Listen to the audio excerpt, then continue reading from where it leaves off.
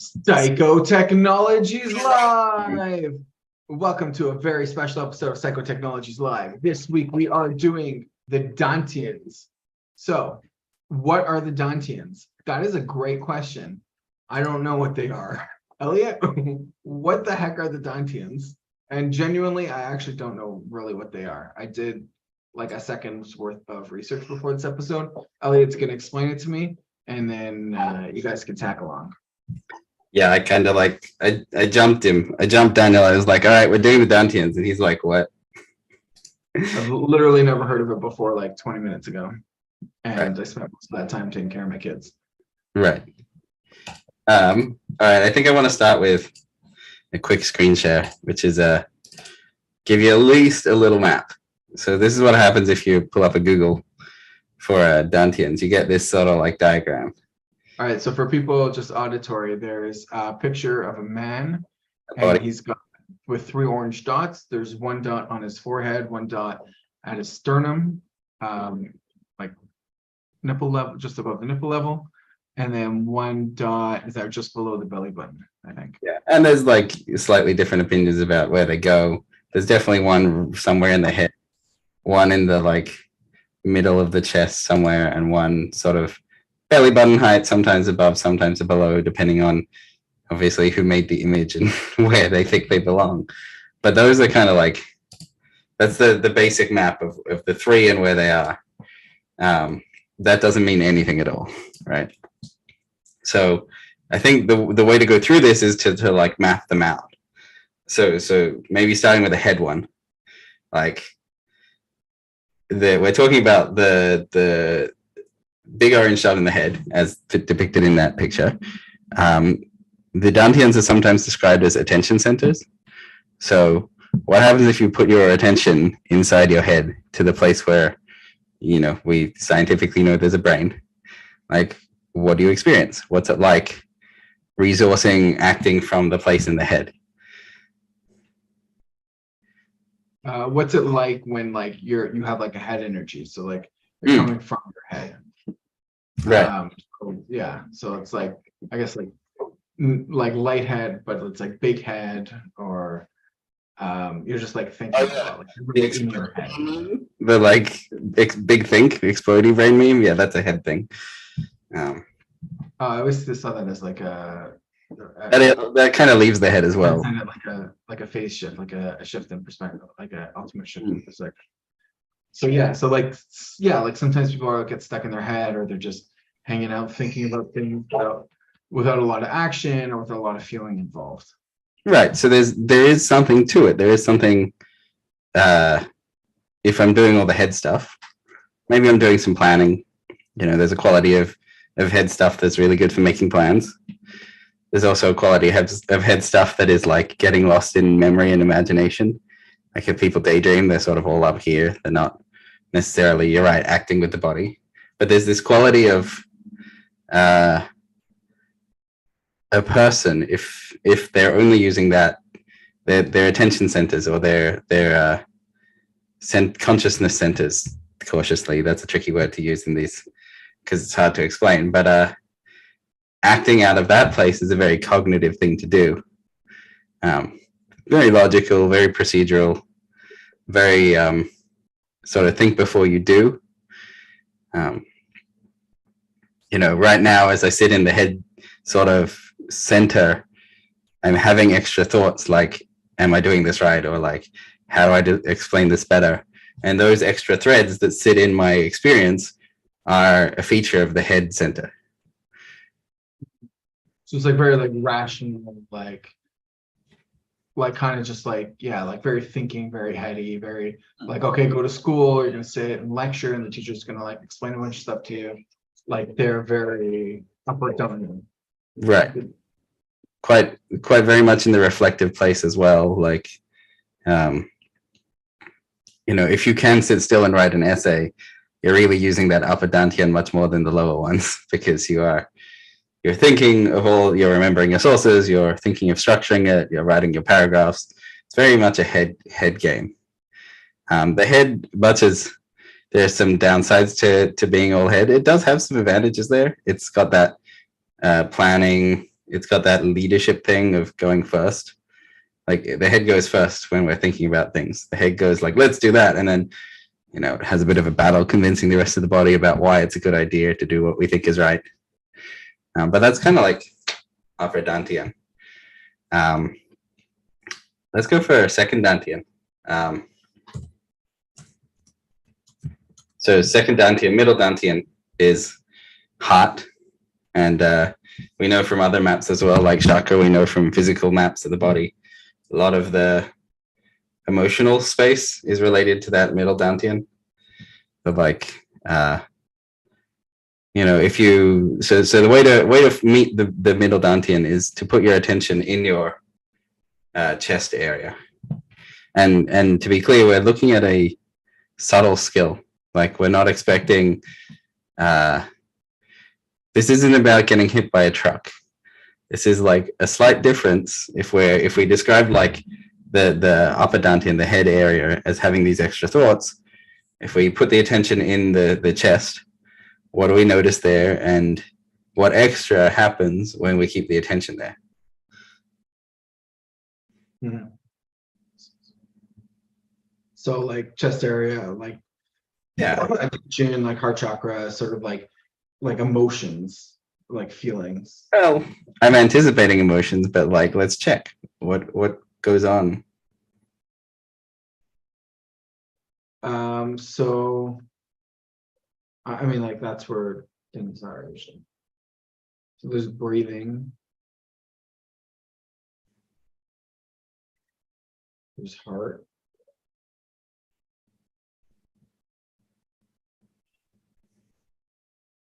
Like a stillness. I'm gonna cheat here and be like, well, how do you feel in the heart area? Feel my heart pumping.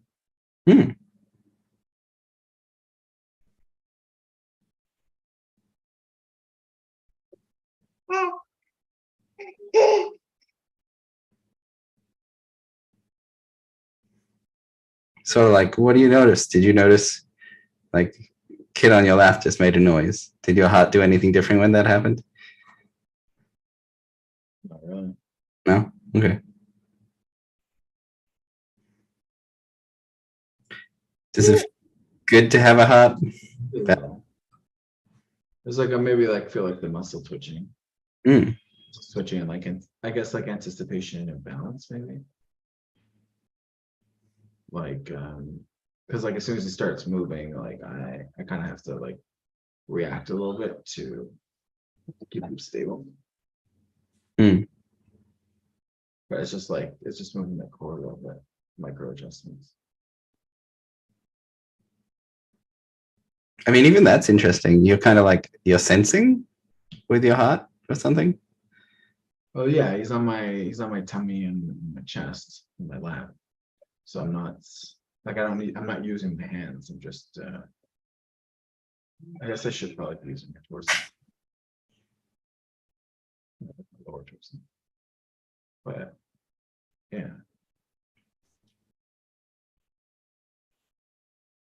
I'm curious if there's a like the heart space is known for doing emotions, and it's also known for doing relational, like sensing others. Sure. You happen to pick up Sam when you started doing heart when we started this segment.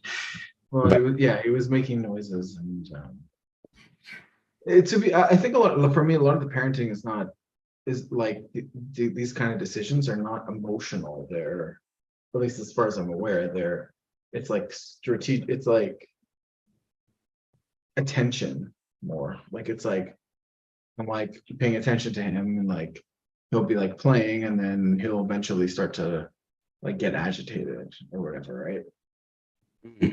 As he's like having enough of that activity, and so I'm paying attention to that before it becomes like an emotional reaction, because they're hard to calm down. So if you're anticipating the needs as they come up, everything's a lot easier. And also like I do miss stuff where I'm doing other things. So they still get to do the motions. It's just, but if I'm like on top of it, then I might as well just be on top of it. I don't want to ask, like, how's he feeling right now? It's like calm, chilling. We do this sometimes where we just kind of like sit together. Hmm. Usually I'm not talking, so it's a little bit, I think, more activated from that. But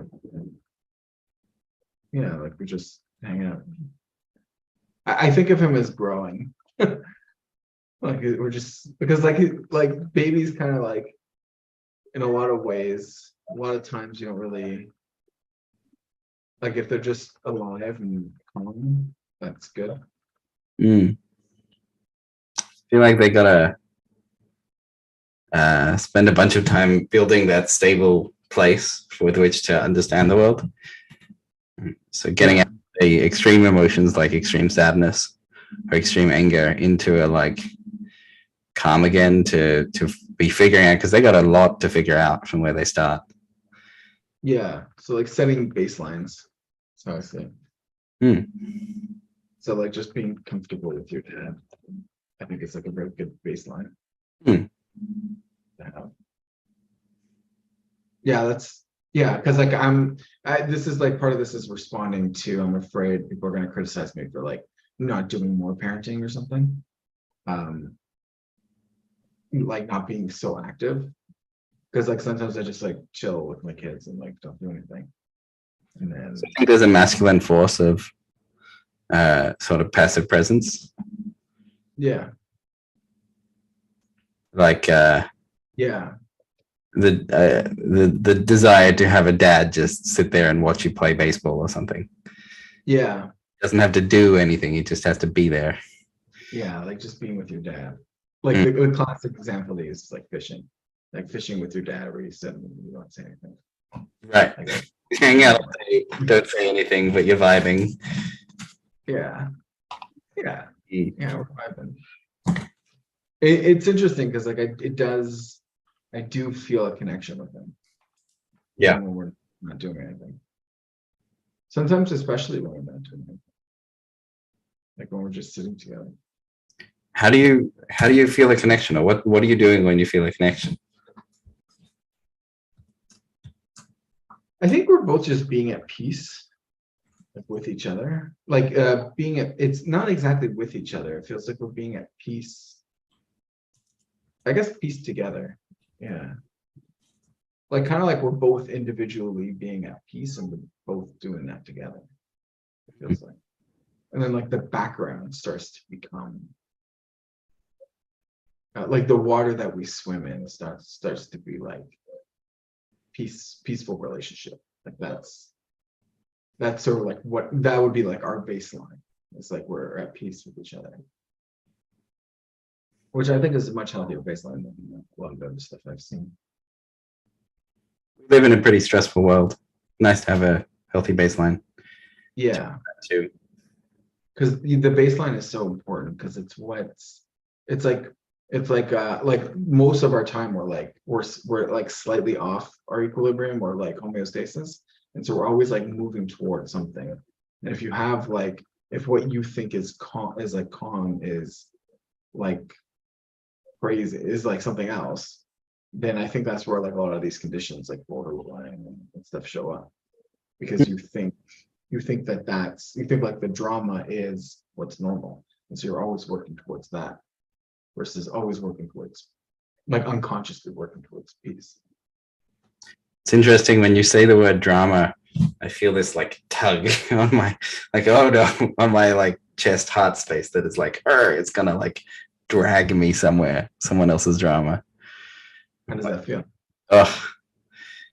I mean, underneath that it feels exhausting. Like, oh no, here I'm about to be dragged into something. Do you feel it in your chest? I feel it. It's funny, it's kind of running up the throat a little bit of like but also like a weight down my back, like a weight on my shoulders as well, coming down the back of the lungs. Of like there's like a flinch, like a contraction away from having to deal with some of the possible drama in the world.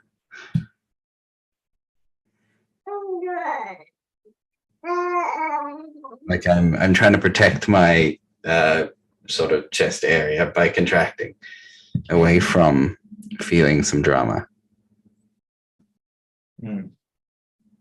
As opposed to like being open to as opposed to letting it in and joining the roller coaster of something, which I think when I watch, I don't do this often, but if I watch a UFC fight, I feel it in my body. I feel my whole body like tense around the fight, of like I'm in it with them in some way, which I think is part of the draw of people trying to beat the shit out of each other, is the like being able to feel that intense passion and that emotional strategic push against each other. It's very enlivening to watch. I feel that when like people get kicked in the nuts on TV, like that one, it hurts like every time. Right. This is a like the Jackass movie or something where they like go up and it hurts. It hurts in not a physical. It's not a physical pain, but it like something in me like gets crushed when I see those. Yeah, I feel it. I feel it often. There's there's like a pain. Well, I'm talking about one of the most extreme instances of feeling an external thing, because the extremities are the vivid bits, right? The extreme responses are quite more vivid than the like, someone says good morning to me and I feel it a tiny bit.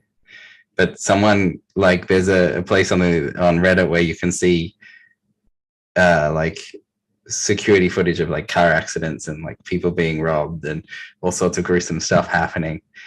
And sometimes I don't, I could not subscribe to this regularly, but occasionally my morbid curiosity takes me to visit, and I feel the thump when the event happens, or like something bursts into flames. Sometimes it's like someone does like a leap on a motorbike or something, and like there's something that registers in the chest area that is enlivening, that takes that leap with the guy on the motorbike. Yeah. I have it with swimming as well. Like if the cameraman goes underwater, I often unconsciously hold my breath, and then if they stay too long, it becomes very uncomfortable. Wow. Hard to breathe. Yeah, it's incredible how much even like watching YouTube videos can have that effect on us. Like it's not even we're seeing someone do it. It's like we're even further away because it's screens. Yeah. It's like we project ourselves outwards from where we are. This is like a thing. I think human. I don't know if other animals could do that, but like this is like something that we really like. This is like very like Keegan. Right. We need to leave our body and go into the thing that we're watching in some sense. Yeah. Being hit in the face or something. Yeah. And I think like a lot of like enlightenment kind of stuff is coming back to your own body. So it's like, it's almost like not like the ability to not take perspective and to just live your life. And I'm not sure. I think there's another one thread of enlightenment is to return to yourself, your literal body, and another is to recognize this process where the attention goes elsewhere, like it drops into a memory, or it like starts a daydream, or it like thinks about how things are working. And I've moved away from the body into the like noticing the relationships where two people are arguing, or I've moved away from the body to like work out how this object works or something. And it's like, instead of a forcing myself back, it's a recognition that I leave, and I leave all the bloody time. Like even there is a leaving between my voice and my whole body. Like, am I on my voice, or am I with my whole body when I'm having an experience? Yeah. And just the willingness to journey with it. I think type of enlightenment too.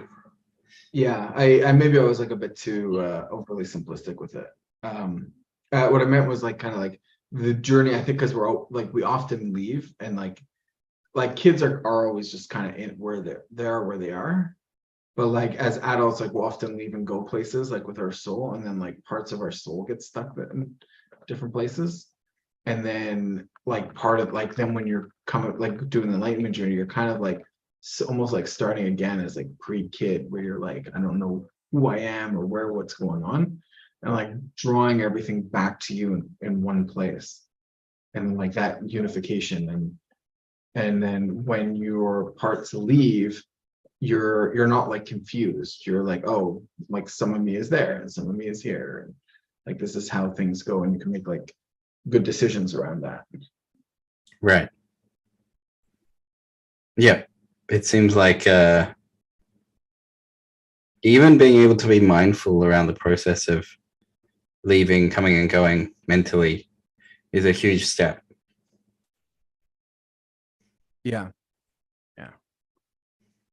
All right. So we got this middle center around the heart that seems to be more about sensing and like noticing the feelings in us and others and other places. And then we got the lower center. You want to go for the lower center? Sure. That's like pelvis area, No, belly button. belly button. Bit higher Exactly than that pelvis. button. I think it has below the belly button. It has it on Yeah. It's with like the top of the pelvis. if you want to get really technical, it will be the center of gravity. So the like left right center of gravity is going to be in the middle of the body. The like front back center of gravity is going to be in the middle, and then the like center of mass is going to be like where the left right and the front back meet is going to be and then the top down as well has a center of gravity, and it's kind of like it ends up like below the belly button. Sometimes the pelvis is described as a bowl, and a bowl holding water, and it's kind of like in that water is that lower center. So again, if you kind of put your attention in that place, I always have this experience that it sort of changes what I end up paying attention to. Like already I feel like my voice has gone deeper because I have moved to the lower center.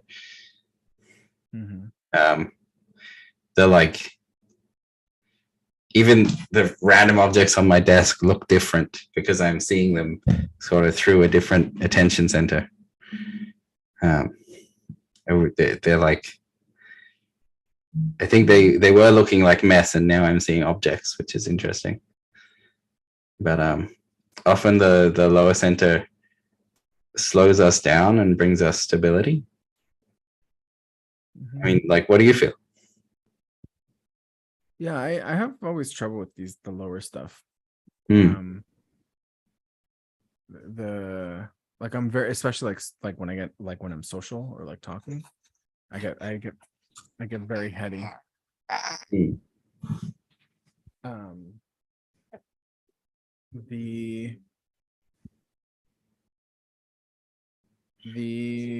I think like the lower stuff for me, like it's like some of it is like the kids, because it's like I like when I meditate, I often see it as like reproduction, or like what's coming after you, like or creation. Like what are like it's where downstream comes from. Well, I mean, if you want to throw another map in there, we often think of the third eye as being the future, like the visionary, like the thinking ahead, and the third eye is the future. Traveling down the body takes us a bit more into the past, but complexly, you're talking about your kids, and that's the like into the past sort of takes me into like tribes or like where do I come from, like the progression of humanity over time. Yeah, and that like links me to kids. Yeah, just like a very like basic genetic level, Mm, like what's going on. mm, Where it's like, yeah, because like kids are very um they're very important, but like you don't like you're not doing that much thinking with them, right? Like because it's like mostly it's like mostly just survival, which is mm. um and like personal bonding. And Yeah, so there's not a lot of, and they don't really think that much, so there's not a lot of I recently had this experience that like uh probably to anyone under 5, right? Any person under 5, nearly any person over 20 is like a brilliant complex wizard that knows everything about the universe, right? Because yeah it's just such a gap in understanding of the world around us. Even like a 20-year-old who is depressed and disorganized can talk to a 5-year-old and be like, oh, you look like you're looking for the bathroom, it's over there, right? It's not hard for anyone who's achieved a level of age to be able to help someone who's young. I mean, like complex, because adults sometimes get overwhelmed and complex and like don't really know how to read a kid, but really the problems of a 5-year-old could sort of be solved by anyone, but any adult. The right 5-year-old, if they can enunciate correctly, like, I don't understand how this works, or like, I'm hungry, like nearly any adult can organize getting a 5-year-old some food. It's like, and that's there's this gap of how non-understanding of the world little kids are, and how even useless adults, like adults that are pretty disorganized, are still very understanding of the world, even though they're like struggling in their own ways. yeah Like I recently realized this. I was like, oh, that's why, in high school, in primary school, like all of the teachers kind of could give each other these knowing looks, and they could like get what was going on, and all of the kids were like, what's going on? I don't understand this. Why do all the adults seem so smart? Kind of. yeah Till we grow up and realize that not all adults are as smart as each other. yeah they're actually Complicated. being dicks. But yeah Yeah, a lot of but when you're young enough, even someone who's being a jerk can like be helpful to you, because you just don't get the problem. You're just like, right bathroom, and they're like, they can be grumpy, but they can still solve your problem for you. right they're still like a god. Yeah, right. That's what I think of, like the gods often in stories is like, this is like, oh, it like this makes sense if you think of the people writing it as children, Mhm. and like about like these other people who like somewhat have their shit together. Like Right. I mean, the one that I've heard is the Fae are mythic creatures that are godlike or forest dwelling, and the humans would kind of go to the Fae and sometimes ask for things, and sometimes get it, and sometimes get an eternal curse, sort of thing. And then I read a post that described the Fae are like what humans are to animals, where we are incredibly complicated compared to them, and they're like, oh, great human, my friend fell in the swimming pool, can you help him out? And sometimes the human's like, yeah, sure, why not? And other times the human is like, I'm not even hearing what you're saying, buddy.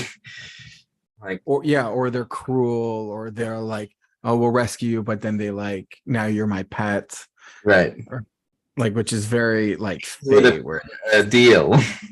yeah, like the Fae, like, because I do see the Fae often as like, they can often be weaker like physically, but like they have this strong magic that's more powerful than everyone else. Right. And I do think like higher levels of complexity, like that's what higher levels of complexity look like to people on lower levels of complexity. Like that amount of wizarding. Yeah, like at most animals, like I wouldn't fight most animals just because like, I mean, a lot of them I would lose, but like even the ones I'm not, like, even if I'm fighting a squirrel, like I can still beat a squirrel, but like I might die, I still might die from it. Right, like if they got rabies, like that could kill me. Right. So I'm a wise human Fae who is not going to fight a squirrel. Right. So I'm doing that. Right. So there's like claws and stuff is like, Like the squirrel's got like a kind of like a local advantage in terms of fighting. Mm. But like if I get angry, like maybe all the squirrels will die. Like they don't know. Right. It's just Like they don't know what's gonna happen. there's no squirrels and there's no more squirrels because we're sick of having squirrels in this neighborhood. Yeah. Like squirrels attacked a kid. Now we gotta like trap them all and kill them all or something. Yeah. Yeah. Like who knows? Who knows what's gonna happen, right? Mm. Even if they're just looking at the situation. Mm. Okay, so we're in the lower center, and now we're in like fight mode. We're trying to work out which animals to fight. Which Yeah, because I think that's connected to like groundedness, and like there's nothing more grounded than like the physical reality that you're in. right. That's where I was going to head towards. The lower center seems very connected to. We're sort of moved away from the emotional territory into the physical sensing of the body and the physical safety, like very much lower Dantian information, lower Dantian understanding. Yeah, and you see like how I do that even with like we're talking physical. I'm like, well, no, look, I'm gonna beat up the squirrel. It's like, oh no, like I'm not gonna fight you. Like you're just gonna like I'm just gonna like use my intelligence and my personhood to win. It's Right. like, why would I Saying like, right? But like when I'm with squirrels, I do use my physical stuff. But right. if I'm talking about them, it's I mean, you could be saying like, I think I could take 20 squirrels. Hmm? You could be saying to me like, I think I could probably take about 20 at once. More than that gets trouble, but like, I don't think I don't live my life in a way where I can get ambushed by 20 squirrels at once. But like, yeah, when we go to the park and we play with the squirrels, right? Like it's a very physical relationship. Just sort of why I'm thinking about that. It's like animals in general are very like because they don't really exist. Like they have intellect, but they're not, it's not like humans, right? Like even a 5-year-old child is smarter than most animals. Yeah, like my 2-year-old is smarter than like almost all the like probably smarter than all the animals, huh? At least half the animal kingdom, like pigs and those very smart birds and like monkeys. You're like, yeah, okay. Yeah, maybe like a monkey is like smarter than him, but like Not for long. yeah. Yeah. Yeah.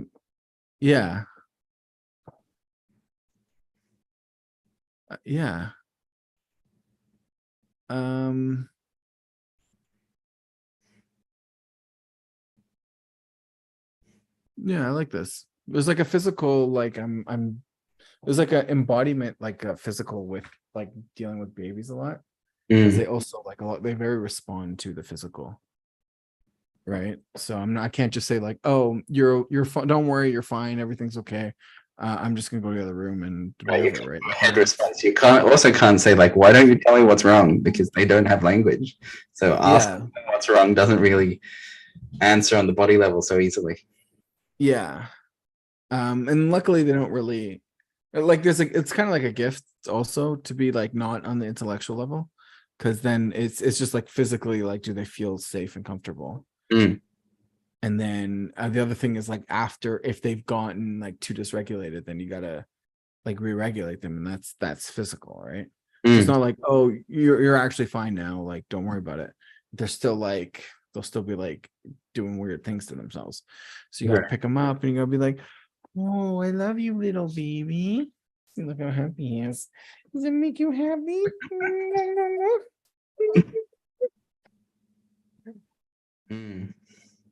Right. And then there's a change of the quality and tone of the body of your of his body as well.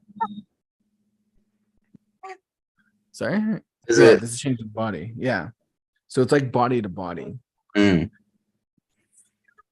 it's easier with babies because like with my babies, because I can just do whatever I want. With adults, it's like you can't do that. You can't pick up the adult and be like, oh yeah. Yeah, like sometimes I'm in places and I'm like, there's like an adult that's distressed and I want to just be like, oh, it's okay. Like just like start petting them. But it's like I don't know how that's like I don't know how they're gonna react. Like with my wife, I can do that, but and my kids, but like Not other adults. Well, I mean, ugh, I can feel it. Like when you say that, I'm back in the heart, going like, heartbreaking to not be able to connect to adults in the way that like we wish we could care for them. yeah. Yeah, because like it is like there are times where it's or like I'm distressed or someone else is distressed, like something's going on, and it's like you just do some like physical touching and like that re-regulates. Like with my close friends, I'll do that. Like I have friends from a long time ago. It's often like friends from when we were younger, or there was like much less of this Barriers. yeah. You know, Like I can't tell if it's like being old. Sorry. adults don't even hold hands. Like partners, maybe like relationships, but like Yeah. adults don't really even hold hands. Well, it's like weird to hold hands with someone that you're not like romantically, let's say. I agree. And also, like, why is it so weird? It's very intimate. Hand to hand is very intimate. Like we shake hands.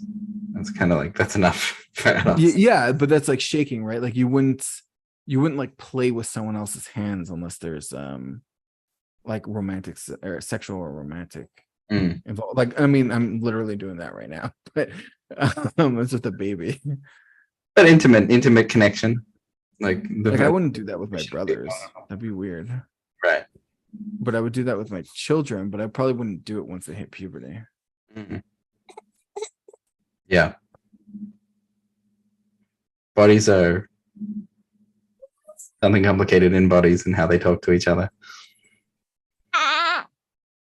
We we do have this physical separation. I think old people, unfortunately, especially if they have their partner passes away, they find themselves kind of devoid of physical touch. Like no one's even coming to hold their hand or like pat them on the back or give them a hug very often. Like it's pretty rare for someone whose partner has passed away to find themselves like, you know, lots of hugs or holding hands, which is, I don't know, it's just kind of how we go. Super, super interesting. On the body level that we, it's like I don't know if we cut off. Do you think we cut off? Cut off what? Like the physical stuff? Yeah, as we get older, like are we deliberately cutting it off, or does it just float away, or maybe we find it less important? I don't think it's less important. I think it's like one piece at a time. Like this is what I've noticed. Because like I grew up like Shomer, so that means well, sort of Shomer, whatever. It's complicated. But like it was very aware if I'm like touching a girl or a girl's touching me, like anything, right? Like a bump, like a handshake, like whatever, right? And then there was like a transition into regular society and where like all the touching is very unintuitive for me. And there was like a time like when I was younger and it was like I'm like going back to normal society. I'm like, okay, like I kind of like found a rhythm for touching. And then as I'm getting older, it's like it's less and less because like it could also just be like I'm hanging out with people that I spend most of my time with people I haven't spent a lot of time with. Aside from my family. And like strangers, like adults, like touching strangers, like as adults, strangers touching strangers is like weird. Like adults barely even high five anymore as they become more adult. Yeah.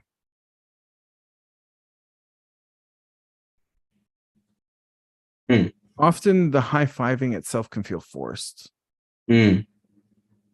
Or the other thing is that because it's like very masculine. So there's like these masculine touching that people do, which are like high five, slap on the back, I've never done the slap on the ass thing, but like apparently like this, I've seen that in sports. It's just not my culture.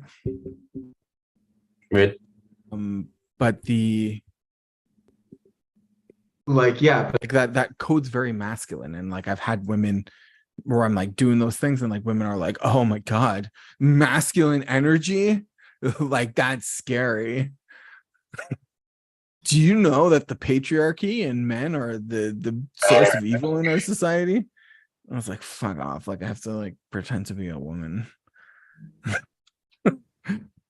All right, 3 centers. Okay, so we've been through them. We've been head, we've been heart, and we've been gut centers. Right. So can you, where do I go from here? Like options. Can you sense that there's 3 sort of separate ways of seeing the world going on? Yeah. I've been thinking about like as like the gut. I like that you said named it as the gut. It's interesting because the gut feels like much more survival. Where like if you're talking to someone and and you got like a bad gut feeling about them, like that's dangerous and you need to leave. If you have a bad heart feeling about them, like that's different. That's like drama or whatever, right?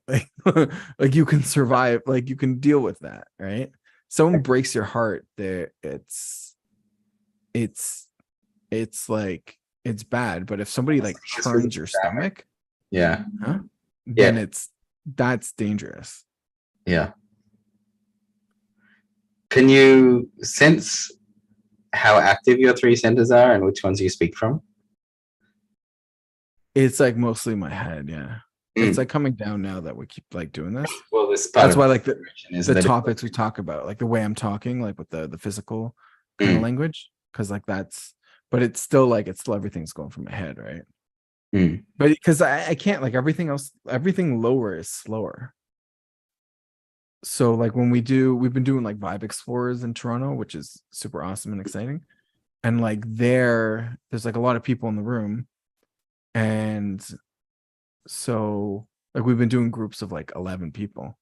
And so there you can actually work on these lower levels because you're only talking 1/11th of the time. Right. So you have time to drop in and to like float with it and hang out and reflect slowly. Yeah. So we do like meditations or whatever first, like to get into that place. So everybody like kind of just sits there and like has to listen to meditations or context or whatever. And like that moves in the way we do it. It moves you into those lower places, like lower chakras, lower Dantian, which I think is just like, what is that, root sacral chakra, like the lower 2? Around there, yeah. And then you can stay there because you don't need, like, because you can react much slower to what's going on. And nobody thinks you're weird because everybody's reacting slower, and the conversation doesn't feel slow, it feels very intense. I think I also listen to which center someone is speaking from or acting from when they're acting. Like the 3 centers become a lens of I have all sorts of things, but there's one that's like, how much do I feel this person believes themselves, what they're saying? And people can like do a lot of head and say things from the head that they don't really feel is true. And I find that really interesting or they don't like deeply, it's not like they're speaking from deep within themselves, they're just saying stuff. Or they can say stuff that they feel is true, like emotionally that resonates with them. And that like, somehow I find it more convincing. Yeah. Words from the heart go to the heart. Like, what's that? Like from my scientific lips, like what the heck is that thing? I don't know. I don't really do science stuff like that, but because this is like feelings and stuff, it doesn't fit into our modern conception of science. My hunch is there's a resonance, like in the like words from the heart go to the heart means that if someone is speaking in a way that it comes from their heart, when I listen, it's sort of like one thing I'm looking for in all circumstances is movement. Like words that move me are sort of words that I pay attention to a lot. And the really clear examples are emotional speech, or I mean, if we're on the thread of Israel-Palestine at the moment, but people talking about that often have some emotional movement going on. And part of why I think it's fascinating is because we can't fake that movement. We can act a bit, but we really need, like, the genuine stuff is felt as genuine, which is really, really interesting to me. Yeah, that's interesting. Because I think that's like a lot of what's going on. There's a lot of like performative emotions that happens in society today. And like you brought up the Israel-Palestine thing, and like I was paying attention to social media like right at the beginning of that stuff, because that was like very genuine. Like that was like things happening, and nobody's really, like, everyone's just kind of, things are happening, people are reacting.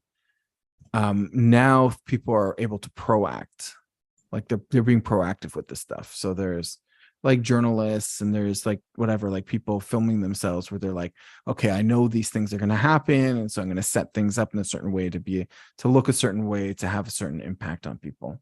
And like this is a big thing that's happening, like with a lot of these like social justice movements, which is why I think like so much of the population is really turned off by this, because there's a lot of performativeness going on. And so for me, it's like the performative is like them trying to express themselves, and I get that.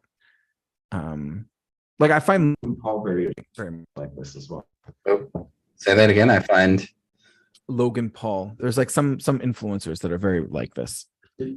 And they do it in like a non-self-aware way. So there are some people that do it in a self-aware, like I try to do it in a self-aware way, where it's like either it's like genuine, like you're explaining to me these things that I didn't know what they were before, or I'm like, oh, I'm gonna do this, but like I know that there's gonna be reactions, and I know there's gonna be things, and I'm gonna have things, and I'm like aware of that coming in. And so it's like kind of like trying to deal with all these levels on the same time, like the actual reactions, things that are going on, the like what the emotional story is, and then like intellectually, like I'm aware that this is going on. Almost like the three Dantes. And so I find like, yeah, so like by now, like it's already been a week, there's like people are at a shock, like people are either in shock or post shock. There's in crises, like especially like this, there's like a pre-shock time where things happen and you react and you're doing it, like you're not processed what's going on yet, you're just dealing with what's happening. And then as you gain some space, you're able to process what's going on, and then that's where like the shock comes in, and then people can react fake to it, or they can usually like, or they'll freeze or whatever. They can bring in their political ideologies. They can do all sorts of things really quick. After they had strategy involved, they can like reframe. Like people can start to tell a slightly different story. They can get one piece of news and tell a different story about it. Yeah, but then it's also like not processed properly. Like, and like I don't mean anything negative, right? It's just it's not processed properly because they haven't had time to process it, and you're not really in retrospect yet, right? Like it's still ongoing. There's no hindsight yet. Right. Maybe that's what hard is. Maybe that's the hardest. It's like that stage.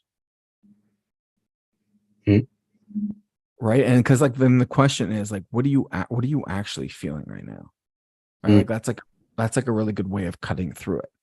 And like, because like often like we're like, well, if I feel this way, right? Like if I have the backdrop with the bombs and I feel a certain way and I react a certain way, then I know I'm going to get sympathy. And like that sympathy is really valuable.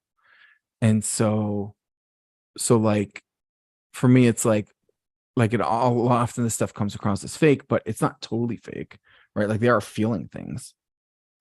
And that's why like the sort of like engaging with like, what do you actually feel?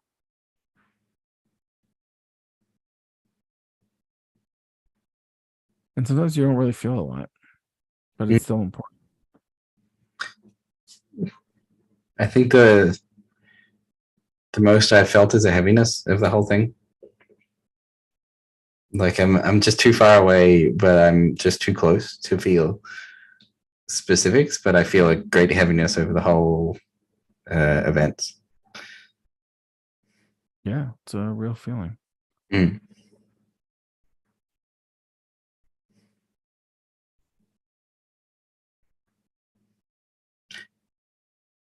Which center are you in now, or are you in all of them? Balance. No, I think I'm more in like the feeling one. Mm.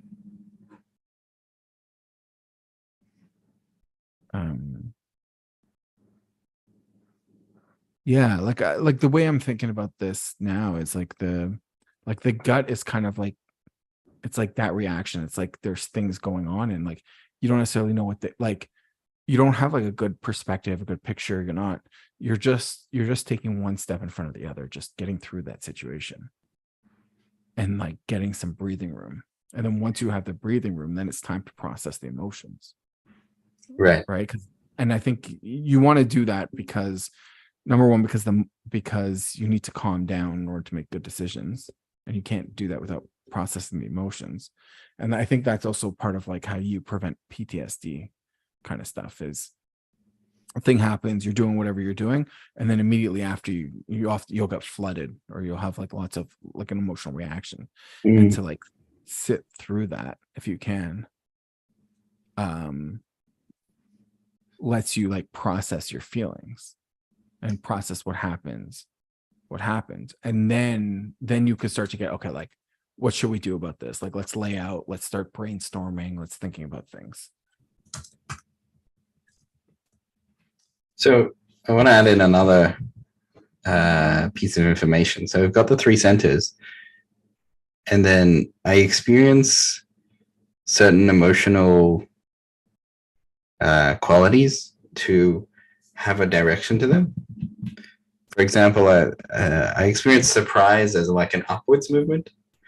So if something surprises me, I move wherever I am, even if I'm in my sort of head Dantian, I move upwards. Like things get dizzy if I get too surprised, sort of. But there's a quality of and feel as well. Right, it's got a jump. Whereas some of the darker emotions like shame feels like a drop.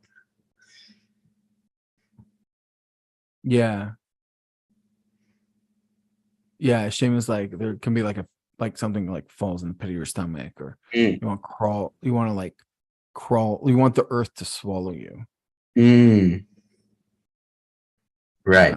So we're operating these three attention centers, these three ways of seeing the world, with these emotional influences that pull us and push us and up and down. Interesting. Yeah. Interesting. I like that. And then like kind of like the level is like the feelings and emotions and stuff. It's like that's like the normal level, and like below. Interesting. This is also like kind of, it feels like heaven and hell as well, right? Like because like not saying hell not saying like living, like reacting, but like hell is kind of like you're always trying to survive and everything is miserable.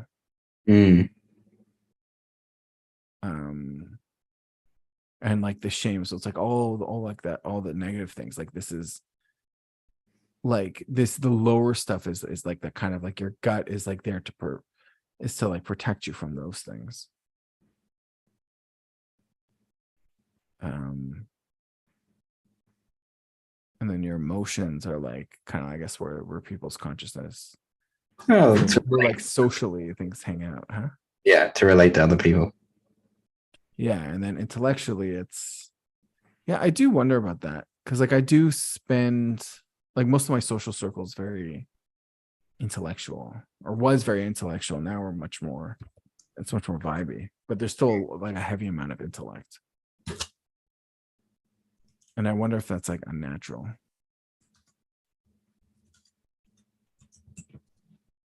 I'm Shouldn't- confused about the whole, like I also feel like the last couple of years have been a movement from the cognitive to the experiential, emotional, meditative. More like 5 years ago, more towards the meditative, and more like the last 3 years, more towards the emotional. And I am confused because it feels like a collective shift, like everyone is doing that shift. And also it feels like a chronological, like everyone in 2010 to 2020 started doing that. But also everyone at my age of, 27 to 35 sort of thing is starting to like clean up their stuff. And I don't know if it's a lifetime thing or if it's this era of humanity thing, like the 2020 thing, or that like people in their late 20s start to really, really, really clean up quick. I don't really know. Yeah. I don't know. The problem is I'm realizing like I'm starting to live in a bubble. So like I used to like be like very like out, not bubble, but it's really hard to like build momentum outside of without any bubbles around. Right. I try and break out of my bubbles all the time and I still in bubbles. Yeah, I'm trying to like build good bubbles. I spent, I think, a lot of my 20s outside. Like most of my 20s was just like trying to get away from bubbles as much as possible. And now I'm like, no, I like there's certain things I like and certain things I don't like. And I'm open to like reasonable people teaching me new things, but there's a certain craziness that I'm just like, I'm too old for this. Plus I got kids and like I'm trying to do shit, like trying to accomplish things.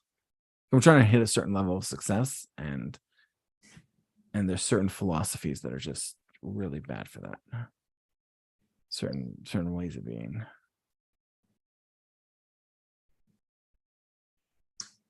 Which center are you in when you say the word for certain philosophies?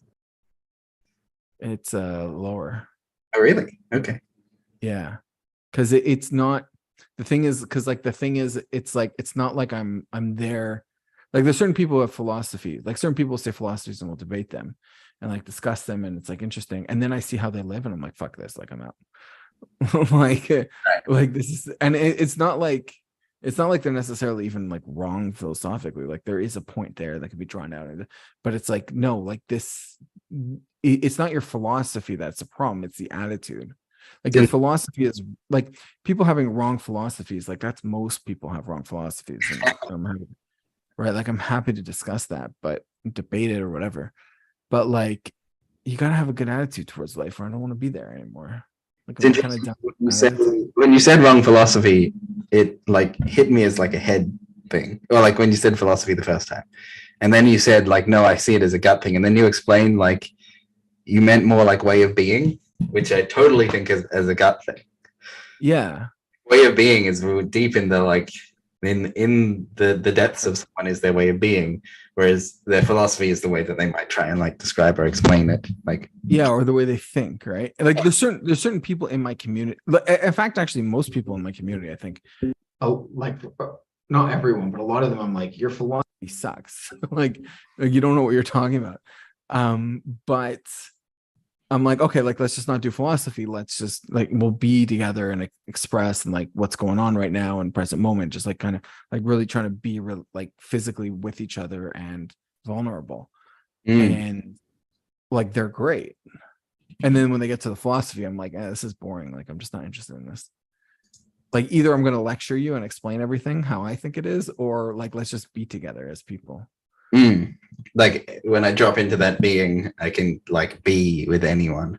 It's like I imagine if I were in a tribe and we decided we're all just going to pick the fruit off this tree, right? We all work together, we pick all the fruit off the tree, we gather it, sort of thing. I could like, as long as they're picking fruit off the tree, like as long as they're doing some minimal level of being, I could kind of do that with anyone. Whereas as soon as like, I'm going to like only these fruits, only those fruits. They have to be good fruits. Like you're bad at this. Like, blah. Like that's harder to be with. As long as we just pick the fruit. Right. Right. And they could even have like that's the thing is like even if they have like an inefficient system, it's like whatever, like we're hanging out having fun, right? Like that's what's going on. Like I don't necessarily care about the outcome. There's certain things where I'm like, no, the outcome is actually really important. And I'll like suffer to have the outcome. But for most of it, it's just like being with people in good ways. Mm. And then it's interesting because things will just shift. Like I often find like for a lot of these like people, it's like they have this philosophy, and I'm like, look, I can spend like 10 hours trying to like move that needle an inch, or we can spend 20 minutes being with each other and really experiencing stuff, and then it's like there's gonna be a flip. I also suspect, yoga as a practice doesn't really have a philosophy. They don't like. There's no like, you'll see the world in this way or you'll think in this way. It's like do the yoga. So Sadhguru talks about this. The yoga, you will know it. Like, yeah, I think there is somewhat of a philosophy, but it's more of like a perspective than a philosophy. They don't spend months and months studying the philosophy before they do the yoga movements. They just do the movements first. Yeah. Like, yeah, this is the movements, do the movements. And then like you come to find yourself knowing things of it and knowing things of yourself and of your being because of the movements, because you just did the movements first. Yeah, I think there is an overarching philosophy. I don't know a lot about yoga, but the way Sadhguru talks about it is it's essentially like it's just like very basic level. Like you're a person and you exist in the world, and like you want to be. Move your body a bit. And so like how should you be? And so the yogis are like, we have some suggestions. And then and then you do the different yogi things that, like kind of almost like their suggestions of ways to be. And I think from their perspective, everybody does it, but it's different for everybody. Because it's individual person doing the things, but there's some like general sort of knowledge, spiritual knowledge that gets transmitted. Which I think is a much more correct philosophy than there could be other and I think if you're coming in with that philosophy or that attitude, like I think you're going to do a lot better than if you're coming in with the philosophy of like, oh, this is how things are done, and if you don't do it this way, then you're going to hell, or like this is like the culture, and this is some culture, and I need to like treat that culture with a reverence that puts it in a box and nobody's allowed to touch it. Which you kind of get like because for everything, if you're not Indian, you can't do yoga because it's cultural appropriation. like that's not good philosophy. All right, 3 centers. Can you sense which center you're in, and can you sense which centers I am occupying? Well, they're all active for me.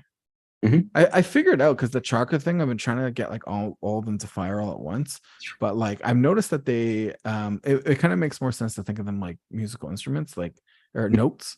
Right. You don't want to. Yeah, you're not. You don't want to use all the notes on a piano, but you don't want to use them all at once. Pressing old buttons. There's more buttons. People with more fingers can press more buttons on the piano. That's more impressive. Like it's better music. Well, it's not really better music. Yeah. It's like it reminds me of like you only use like 10% of your brain at a time or whatever the number is, and like that parallel to and we only use 1/3 of the street lights at a time. Right. Switches on and one switches off at this. It goes red to green. Yeah, like no only 1/3 of them are on at the time. We use all of them all the time. When it's off, that's what we're using it as off. Right. Yeah. Right. So then the question is like, can you sense other people as well? Can you like notice if someone is ungrounded, not really in their lower centers? Yeah. Notice if someone is out of their head. Like these become, this is kind of like an exercise for the heart. I use my like middle center to sense other people and where other people are at. in terms of hanging out with them, in terms of being with them, in terms of Yeah. if Like they I can tell when someone's ungrounded. rigidity in the center or something. Yeah, I can tell when someone's ungrounded or when someone's like not really like not wanting to feel their feelings. Or if someone's not thinking straight. Mm. Like it's not 100% of the time, but like this is Mm. because like there's a lot of stuff going on, right? Yeah. Just like normal existence, there's just like tons of stuff happening. So I think I can sense so if we go for like a piano metaphor, I have this many keys. I can sense if someone can't play certain notes, like places they can't go. So I don't see it that way. I don't like seeing it that way because I think everyone can do everything. Can at least play every note. It's just well, that's kind of fundamental. Is like I believe everyone could have access, but can momentarily be blocked or resist in going certain places. Like some people just like they don't feel their feelings, and like that's just like they generally just like most of their life they're just not feeling their feelings, and like for me it's like okay like they have like the feel like that part of them exists probably, right? Like the feeling part or the capacity to have feelings is going. Yeah. They're just not doing it in their life, and number one, like maybe they're not doing it in their life, which is hard to tell because so one thing is out of habit, like they're out of unless you're with someone all the time, things. You don't know what. One thing is out of habit, like they're out of the habit of using those notes, and then another thing is sometimes people don't know how to use notes. Well, they're usually they're blocked in some ways. How I think about it. Right. I like the blocking because like the energy wants to go there. It's just there's a block, and sometimes it's like they're doing it on purpose because for reasons, and sometimes it's like unconscious. Maybe they were taught that it's unsafe to feel emotions or something, or like or they don't feel comfortable here, right? Like sometimes it's just like a person's not feeling feelings, and they're just like I'm just like oh, okay, like they're just not like it's just like they're just like scared to do that here, right here and now, and so there's like sort of I tend to go lower, like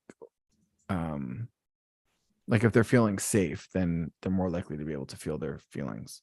Particularly, like you say, lower. I put the like the downwards moving ones, the darker ones as well, as lower.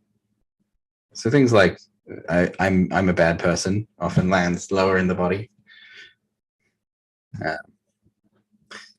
Being able to entertain the possibility I'm a bad person and like ride the emotional wave of like what does it mean if I'm a bad person is quite a skill. Like some people are it's not safe to consider themselves as a bad person, either internally or externally not safe.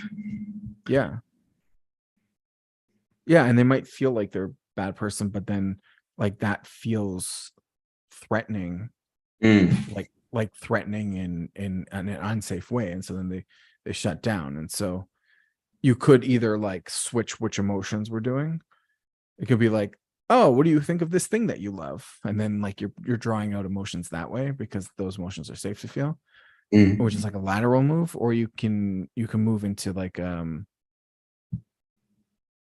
of like being with them more and like deeper. Yeah, I really like there's a type of therapy called Hakomi, which has a statement of find the source of resistance and camp by the wall. So like noticing, oh, I can't go there, and just hanging out nearby. I can't go there. Yeah. Like it's like opportunistic, like you're waiting for something to shift. Well, often people don't have the experience of staying nearby to things they feel they can't go to. They like give up. Right. Okay. So you're like cutting down the territory. Right. And often there's like a finding of the thing by sort of going by hanging out nearby. There's forming some familiarity with what was foreign. Yeah. Yeah, like baby steps. Exposure. It's good stuff.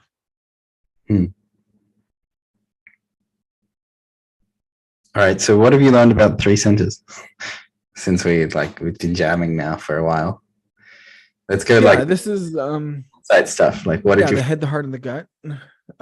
It's interesting. I thought it was going to be the head, the heart, and the penis, which is like a Freud thing.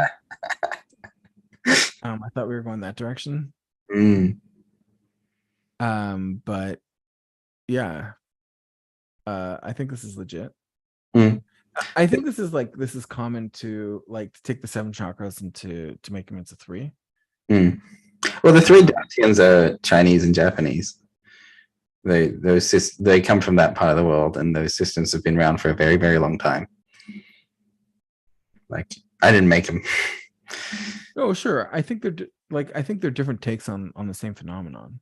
There is this phenomenon of where our energy is generally stored, or where it's a good place to align them.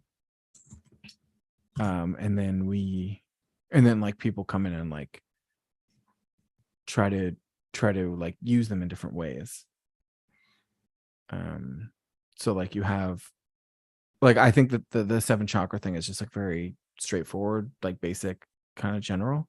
And then you have the Danti, which is kind of all right, let's almost dumb it down even more, so that it's just these, are you getting these 3 things? Are you getting the upper, the middle, and the lower, right? Forget it's each individual chakra firing how it should be. It's more basic. Are you forgetting a third of your body? Yeah, I think I've been reading a lot of traditional Chinese medicine, and they have systems of 5, energetically or structurally, 5 different flavors that then connect to each other and flow to each other. And even if you draw I guess you end up with a pentagram. If you draw a line from each of 5 dots to each other, you end up with a pentagram. Whereas if you draw 3 dots and all the lines between them, you end up with just kind of a triangle. So you're a simpler system, but also it's we're doing some internal mathematical geometric thingy-majiggy to understand how these 3 centers interact with each other. Yeah, the thing I like about this stuff, at least the approach I take it, is if you're starting to do the geographical things like that, then you're moving into headspace. But if you want the geometry patterns to exist, you can just activate the points, and then they'll just exist on their own. You can sort of feel them. Yeah. Or just work through them by hanging out with them. Yeah, and then if something's stuck, if you can't activate something, or there's a transfer of energy that's not working, then you can start to try to nuance it, or try to get the areas that you can and see what's going on. It's more for troubleshooting is how I see it. I think ideally, or I'm hanging out with this question of why did we even bother look at the Dantians at all?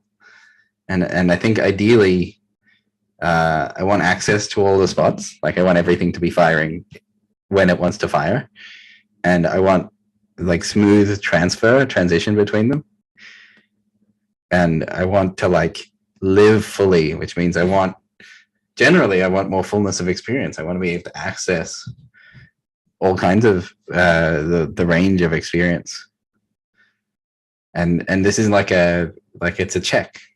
Let's check that I can go to all the places, and check that I have access, and that I can jump from head to gut and head to heart and heart to head, and jump around. I don't get stuck in head all the time or something. Check that there's fluid movement between them. Seems handy. Yeah. I think that's beautiful.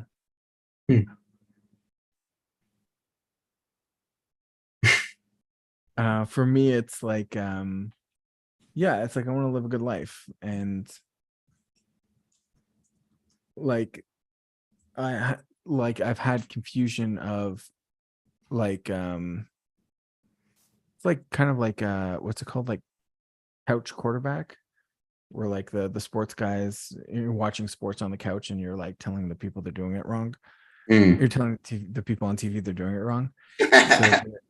So The classic backseat driver that even yeah, more the best couch. couch quarterback is worse, is like not even in the same level as like the worst player in like the worst league, The right? slowest runner on the field. Yeah. Yeah. Cause like it's like, yeah, maybe like intellectually you're good. And like this is something that, you know, like good players I think do, like they do sit and watch games. But the way you think about things when you have no skin in the game, and the way you think about things when you do have skin in the game are just night. Like it's just different. Like you're in different leagues. Mm. And This is I a good don't want to be a couch quarterback for life. I Mm, want to be in the game. right.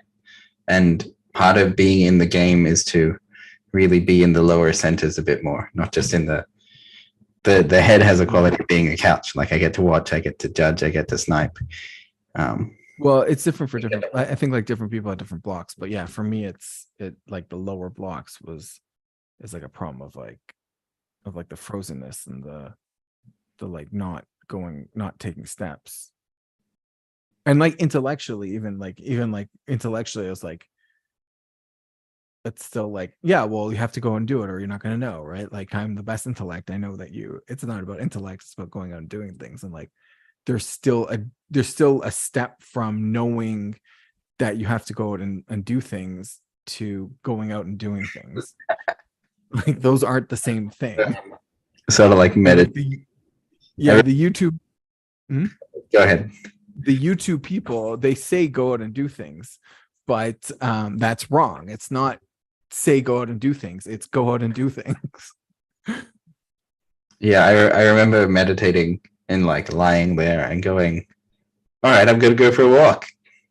And then like my body just like Not moving. I'm like, oh, wait, what? Like I thought I was like the guy chattering in the, you know, the thought stream being like, okay, now I'm gonna go for a walk. And there's something about, you know, my body didn't do it. That was like, oh, wait a second. Just saying it in my head again doesn't get me up out of bed, doesn't get me doing things, doesn't get me like in off the couch to the world. And that was like a, you know, my head, my upper dantian, my head center can say that all day. Okay, let's go for a walk. But that's not, you know, getting to the lower center and moving the legs and getting on with it. Yeah.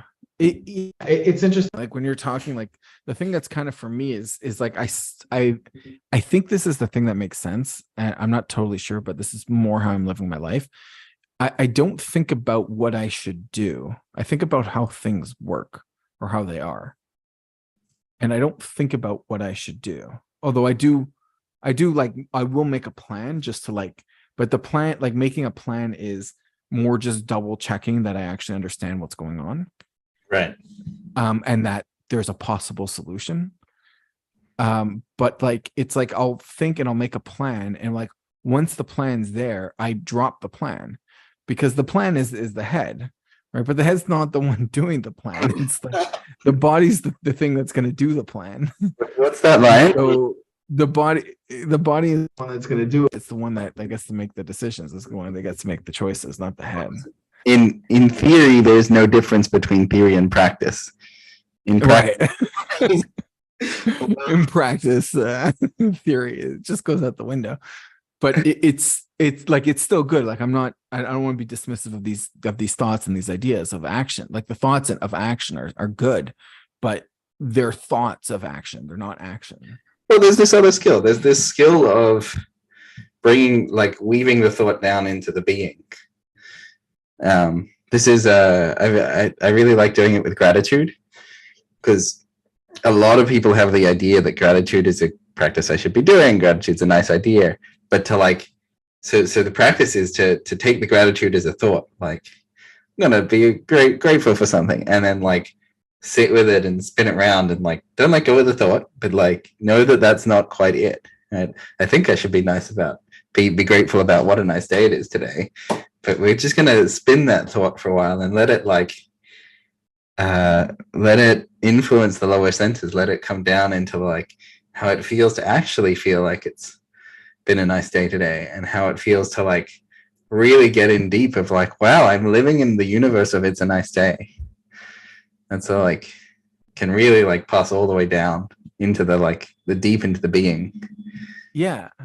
Yeah. It's interesting because like sometimes I'll be outside enjoying the day and or like I'll be like enjoying something and then it's like, what did you do? And it's like, I don't know. Right. Because the person's asking me, they're asking the intellect, and the intellect wasn't there. It was like the body was enjoying the sun, the sunlight. I was in the shade and the weather was nice. And so the body's like sitting there enjoying it. The body's like having fun with the kids, like whatever is going on. And like the mind is just taking a break or just, doing some like micro stuff. Right. Actually, if you have like a negative worldview, you're like, it's a bad day. Right? That can like spin and like move all the way down until you're right. And like everything. Right. That's the thing that weirdly happens a lot. I don't know what's up with that. Maybe it's like just a half perspective, but it's like it's like you'll remember bad days, but you won't remember good days because your good days you're just really in the good day. And so there's no like you're not making memory, like because you're not thinking about it, you're just being. And then the bad days is when you're stuck in your head and you can't get out. And so you'll remember everything that's going on because that's where the memory center is. Unless it's like there's like an actual like outside bad thing. But if it's like internal, it's like I think it's usually, I mean, it depends on who, I guess, but it's usually like the mind. It's like I'm stuck in my mind. That's like a bad day. Definitely, I have like a inner critic that can make the day worse when it's super active. Yeah. Or even the thing is like the mind will come across like good, but the way I think about it is like the mind can't really regulate its own chemicals. So like whenever you're thinking or doing something, like you're using chemicals for that. And so so like there's a certain amount of like when I work, for instance, like sometimes I need concentrated amount of work and I'm like sacrificing a lot of my chemicals to like get stuff done. And then at the end of it, it's like, okay, the work is good, but like now I'm off. I'm fried. Yeah. Which, is like pretty normal. But so it's like sacrificing my mind for sacrificing my mood and my mind for something else. But it's like, okay, well, like, you can only do really like 3 hours worth of deep work a day. At least adults, teenagers are different. This becomes teenagers have less. No, teenagers wildly. Like when I was a kid, like when I was a teenager, like I could just like go all day or not. Like I could just go, like you get me in the flow and I'm just there. But now it's there's a lot more stuff going on. And also well, now you kind of probably have whole system management. Like you have to manage tomorrow as well as today, as well as yeah. Because like it's for me, it's very much like I have to manage the rest of my life today. Like this moment has to like be the maximum yield for the rest of my life. Which I don't always recommend to people. Like it's very different depending on, like sometimes you do want to just take it one day at a time. Like that is an important attitude as well. But yeah, like in general, I'm trying to maximize. Yeah, like it's like how far can I push myself is like depends on what happens next. Right. If there's something important next, I can't. And sometimes I'll even be like, I can't do deep work because I need to be around afterwards. Right. I think that there's a skill there of sort of having more capacity, and so that there's more capacity for later as well. There's a whole episode on like energy and like energy conservation and energy. Yeah. I'd love to do an episode like that, but it's I'd love to do like a long discussion first with people. Because I feel like I don't get to talk about this a lot with people. It's hard to talk about these kind of things. Even these like the energies, these are like kind of like general purpose energies, and it's still a lot like this is what I do and how I manage it. But I find if I don't get to interact with people, in these ways a lot, then like there's just like obvious mistakes and blind spots that show up that other people will easily catch. Yeah, I guess so there's something to keep an eye on in terms of the three centers of tracking energy, tracking self, tracking like if one is way more active, well it's a head thing to track. It's a hard thing to sense. So sensing the three centers. Or if you want to go for the lower one, it's being with the three centers as they are active. Yeah. And we gotta get all those three to sense each other, or to track each other, or to be with each other. Yeah. Yeah. Easier said than done. Yeah, so it's interesting because I usually like the intellect, and because like the heart kind of talks to both of them, right? Because they're closer to each other. But like having the intellect and the survival talk is very interesting. But it is true, like it's like disconnected, but it's very real. Like in the sense of like there are things that the body thinks are dangerous, the mind knows are not dangerous. If you take like a roller coaster or something, or like heights. Heights is like a big one where the body thinks it's very dangerous and the mind doesn't usually. I've had so one that's super interesting to me is lower back pain, because lower back pain just makes my whole body like jelly. Like, oh no, what is happening? This is the worst thing ever. Like, oh god.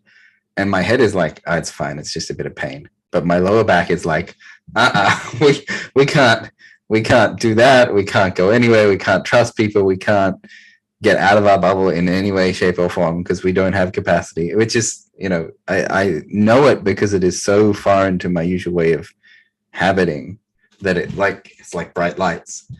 But lower back pain, it illuminates with fear. Oh, like particularly, I don't like this is not a phenomenon that I normally experience. I'm curious to hear more about it. So I had one about a year or two ago where I had hurt my back. I tried to lift something that was like way too heavy, and it went like something went, oh no, and then like I'd like hurt my back. And then for the next 3 days, well, first of all, I'd lie down in bed, and then like I couldn't stand up properly, like level of like bad back. And then I do this thing where whenever I have something go wrong in my body, I do heaps and heaps of meditating to like get through it. So I got to a place where I could like get up and walk, and I went for a walk, and I was just walking down like a street in my suburb. There were these like other people walking down the street, and my attention went to like something like they're dangerous, or like don't trust them. And it was so out of place because I never like random strangers in my suburb. No one's dangerous. They're just ordinary people, right? But this one paranoid thought of like you're not safe wouldn't have existed unless I had this like incredible pain in my lower back that was like, we're not sure if we could fight right now because we're in pain, like we're injured. And it was like night and day that this thought came exactly from the pain in my back, and was about, obviously I was walking down the street, there were strangers there, but it was completely about that moment in that situation. And they were like middle-aged, like whoever's, they were random people. But this like thread of paranoia came from the lower back, that injury. It was remarkable to me because I'd never before, and not often since have I had something like that.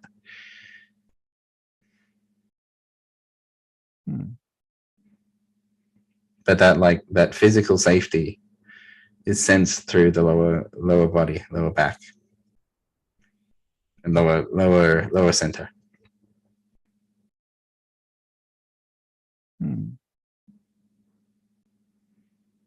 Yeah, I haven't felt this way in okay, like 20 years. That's so interesting.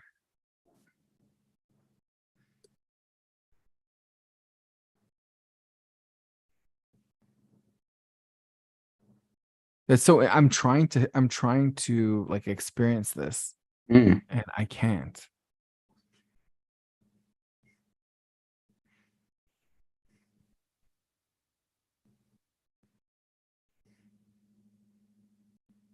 I can't. Like I keep feeling myself squaring up. Like every time I go to do that, Mm. it's like I'm like already like squaring up and like backing off. Like for me, like there's like the threats of violence are not.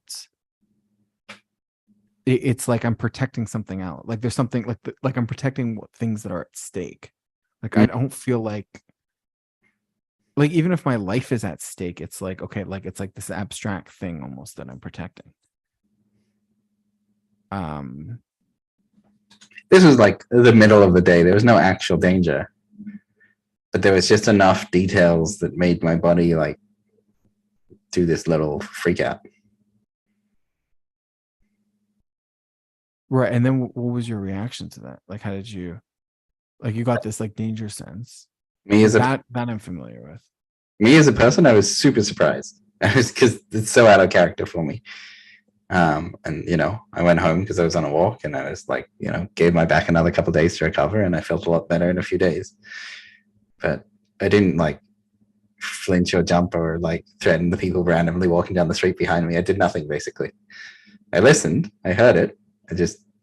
There was and then what? Like so you're like, oh, danger, and then like did you walk away? Did you ignore it? Did you? I kept walking. I heard it, I listened to it. I kept walking.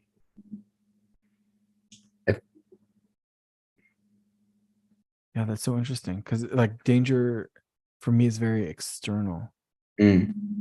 So it's not, it's like there's places that are dangerous, and like now I have kids, so like it's interesting because like the world is like there's a lot more danger in the world now, but because like I see the world through my 2-year-old, but like I see how I see the world through how he would see the world, not how he sees the world.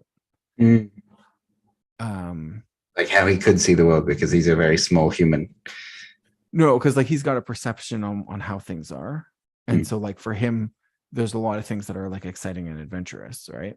And so I don't really track that stuff so much. I track it a little bit, like, but that's like to alleviate his boredom. I'll like show him something that he'll find interesting that he just hasn't noticed yet. But for like the danger, it's like I know things he doesn't know, obviously. And so like those are the things he thinks are dangerous are not dangerous because he thinks they're dangerous, so he deals with them properly. It's the things that he doesn't know are dangerous that are the things I have to beat. That he hasn't realized it are actually dangerous. All right. You know what I mean? Yes. If you know that fire is dangerous, you're not going to put your hand in. If you're like, fire is not dangerous, you might accidentally light a fire in a place that will catch something else on fire. And like, right. So now he knows fire is dangerous. So fire is not dangerous. Like from my perspective, fire is not dangerous. Because from his perspective, fire is dangerous. Yeah. But my 4-month doesn't know that, but he doesn't crawl yet. But when he like starts crawling and walking, like he doesn't know fire is dangerous. Now fire is dangerous to him. The thing I was gonna say is like, yeah, from like the lower back, like the smaller your back, essentially. Yeah, like that's. I think I used to have like some pain in the lower back when I was younger, but like that's been gone for like.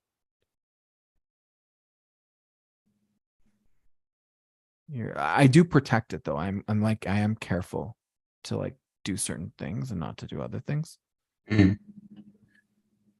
Yeah, but the danger is almost always external for me.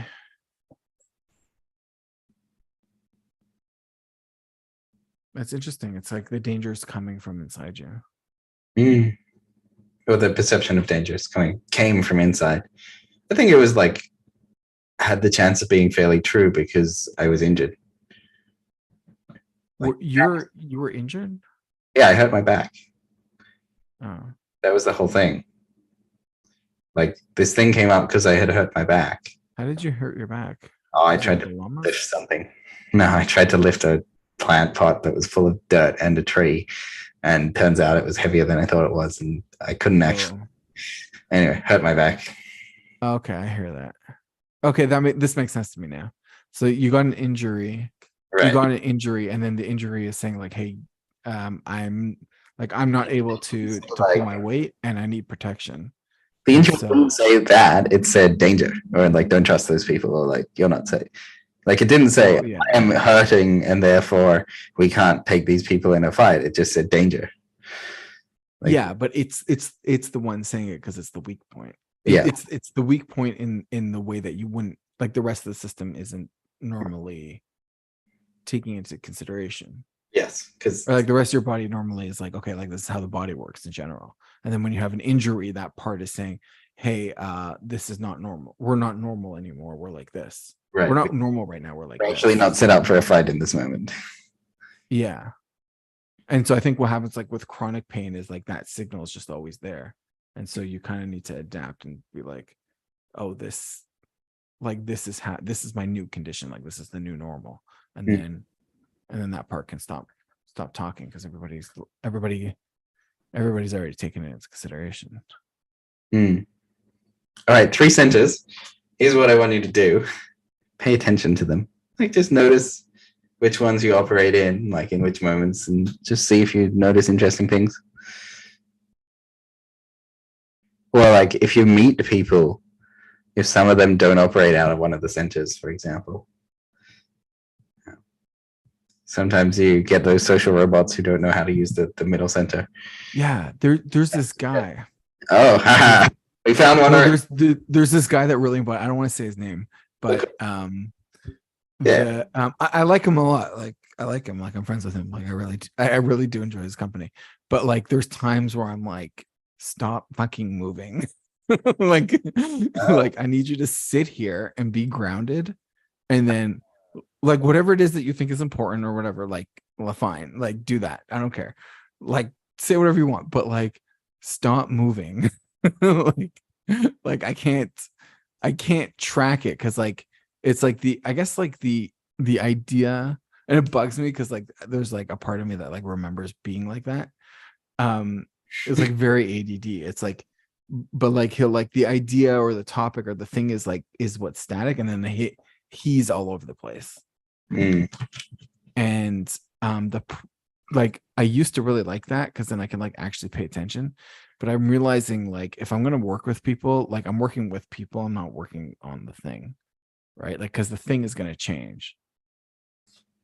Things always change, and it's like the team that deals with it. Yeah.